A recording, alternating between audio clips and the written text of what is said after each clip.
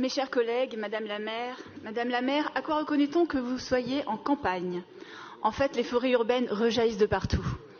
Je pensais honnêtement qu'après la déroute des annonces faites en 2019, vous n'oseriez pas remettre le couvert sur les forêts urbaines. Mais si, dans le plan arbre, vous le faites.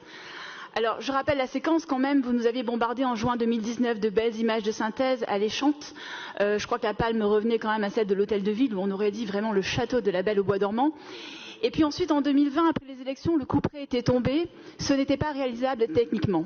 Et là, sur le plan arbre, vous recommencez. Alors, c'est sûr que ces images de synthèse n'avaient vocation qu'à verdir votre communication de campagne. C'est qui est encore le cas aujourd'hui avec cette communication. Qu'importe la faisabilité des projets.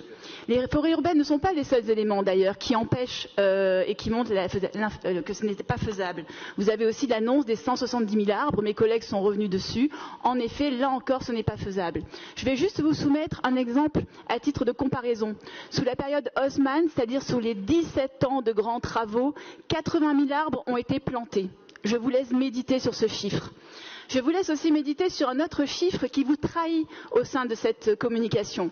Vous parlez d'un accroissement de l'objectif de l'indice de canopée de 2%. Quand on sait ce que c'est l'indice de canopée, en fait, c'est la mesure de l'ombre portée des arbres. Si cet indice n'augmente que de 2%, comment se fait-il que vous communiquiez sur 170 000 arbres qui représentent, eux, une augmentation de 34% par rapport à l'existant? Vous le voyez bien, entre 34% et 2%, il y a un décalage énorme et cela montre bien que votre objectif, c'est du pipeau.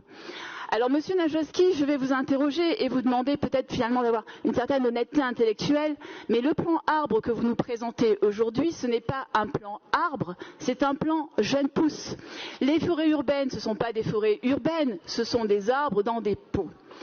Je voulais aussi réagir sur la charte des droits de l'arbre proposée par le groupe Les Écologistes.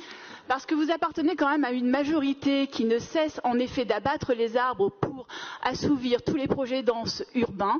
Et vous nous brandissez en effet une charte des droits des arbres pour essayer de vous faire pardonner. On a l'impression que vous cherchez une certaine absolution. Nous n'en sommes pas dupes et c'est d'ailleurs pour cela que nous allons nous abstenir. Je voulais enfin revenir à peut-être quelque chose de plus réjouissant.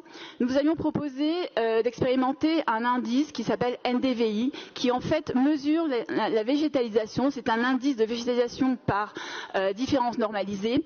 Il permet d'avoir une mesure beaucoup plus dynamique de la végétalisation par rapport à l'indice de canopée qui, lui, comme je vous l'ai expliqué, ne mesure que les ombres portées.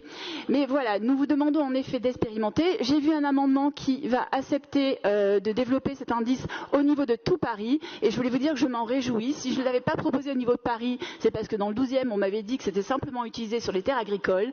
Donc je me réjouis que l'on puisse disposer bientôt de cet outil, notamment dans le plan local d'urbanisme bioclimatique.